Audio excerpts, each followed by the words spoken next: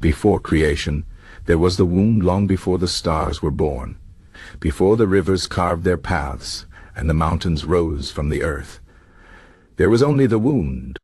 It was not a wound like those we know, not a cut, not a scar.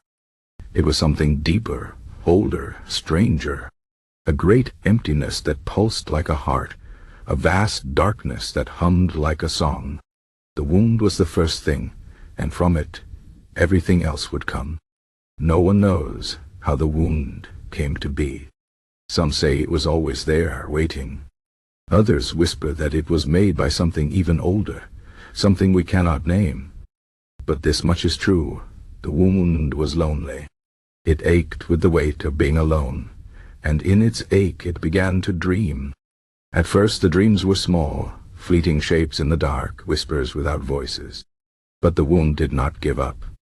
It dreamed harder, deeper, until one day its dreams took form. From the depths of its emptiness, light spilled out. Not the warm light of the sun.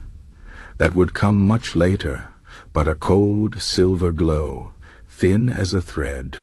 The light twisted and turned, weaving itself into the first being. The Weaver. The Weaver was strange and beautiful, with long fingers made of starlight and eyes like pools of endless night. It looked around at the emptiness and felt the wound's loneliness. So the Weaver did what it was born to do. It began to weave. With threads pulled from the wound itself, the Weaver spun the first stories. These were not stories told with words, but with shapes, with movements, with breath. As the Weaver worked, the threads grew thicker, brighter. They tangled and untangled, forming knots that became the first stars. The stars were young then, shy and flickering, but they were alive. Yet the wound was still not whole. The Weaver's work was beautiful, but it was not enough. The emptiness still pressed in, heavy and cold. So the wound dreamed again, and from its dreaming came the singer.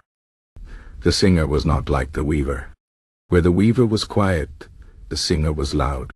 Where the Weaver moved with slow grace, the singer danced in wild circles. The singer opened its mouth, and from its throat poured the first sound, a note so deep it shook the threads of the Weaver's stars. So high it pierced the silence like a knife. The singer's voice filled the emptiness. It rose and fell, twisting around the Weaver's threads, pulling them into new shapes. The stars began to move, drifting together, drifting apart, dancing to the singer's song. And as they danced, something new was born: time. Now there was rhythm. Now there was change. The wound watched, and for the first time, it felt something close to peace. But peace, like all things, could not last. The Weaver and the singer worked side by side, but they did not understand one another.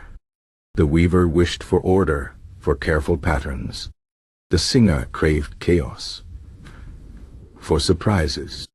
They clashed, their creations colliding. Stars burned too bright and faded too soon. Threads snapped, sending fragments spinning into the dark. The wound trembled. It had dreamed of companionship, not conflict. Its ache returned, deeper than before. And so it dreamed one last time. From the deepest part of the wound, the listener emerged. The listener was neither weaver nor singer. It did not weave. It did not sing. It simply was. With wide, quiet eyes, it watched the struggle between its siblings. It heard the weaver's sighs, the singer's cries, and then, without a word, it reached out and took their hands. The moment the three touched, the wound shuddered.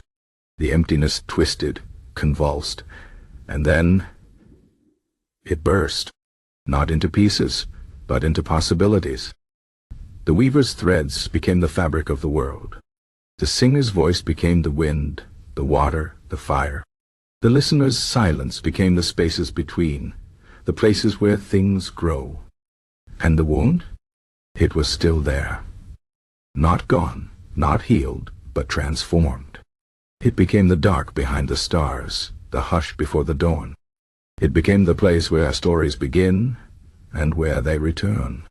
That is why even now, when you look up at the night sky, you feel it, the old ache, the old dream. The wound is still with us in every shadow, in every silence. It is the reason we tell stories, the reason we sing. Because long ago, before creation, there was the wound, and from it, everything was born. So sleep now, little dreamer. Close your eyes and listen. Can you hear it?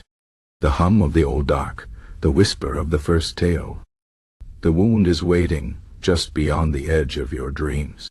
And who knows, maybe tonight you will dream something new.